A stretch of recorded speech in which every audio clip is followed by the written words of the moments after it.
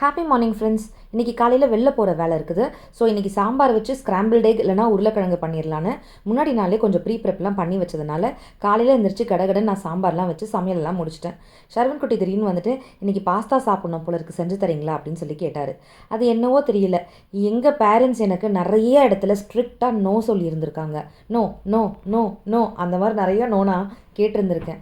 ஏன் எதுக்குன்னு கூட நான் கேள்வி கேட்டது கிடையாது. நோனா நோ தான். ப்ளீஸ் ப்ளீஸ் கேட்டாலும் நோ தான் சொல்லுவாங்க, ரீசன் சொல்லவே மாட்டாங்க. நானும் அவ்வளோவா கேட்டுக்கிட்டதில்லை, ஏன்னா அதுக்கு மேலே கேட்டாக்கா தொடைய திருகிடுவாங்க.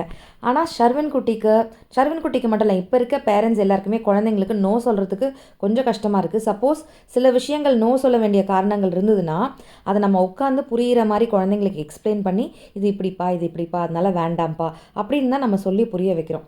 இதே மாதிரியே என்னுடைய பேரண்ட்ஸும் இருந்திருந்தால் நல்லாயிருக்கும்ல அப்படின்னு நீங்கள் நினச்சிருந்துருக்கீங்களா?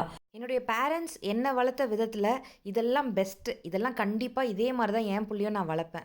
ஆனால் இந்த விஷயம்லாம் எனக்கு கொஞ்சம் வருத்தமாக இருந்தது, அதை என் குழந்தைக்கு நான் கொடுத்துடக்கூடாது அப்படின்னு சில விஷயங்கள் கண்டிப்பாக அம்மாக்கெலாம் நம்மலாம் யோசிச்சுருந்துருப்போம்.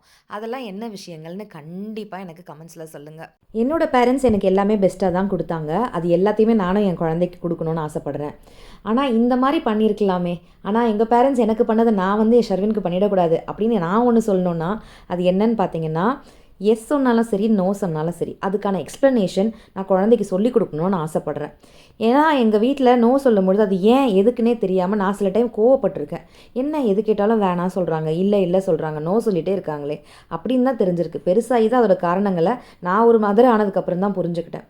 பட் நான் ஷர்வனுக்கு எல்லாத்துக்குமே ரீசன்ஸ் சொல்கிறேன். இதனால தான் அம்மா நோ சொல்கிறாங்க, இதனால தான் ஓகே சொல்கிறாங்க, இதுதான் அப்படின்னு உட்காந்து அவங்ககிட்ட நான் கம்யூனிகேட் பண்ணுறேன். அந்த கம்யூனிகேஷன் என் பேரண்ட்ஸ் என்கிட்ட பண்ணது கிடையாது.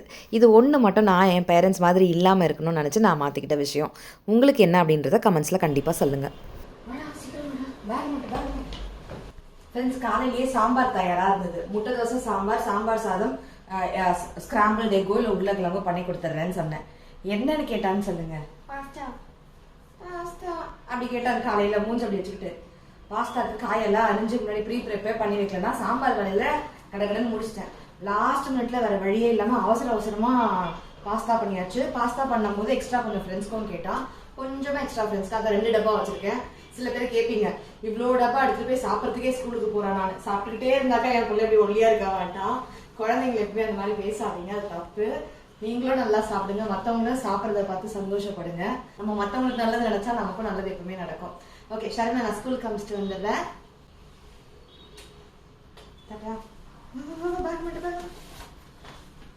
Bye.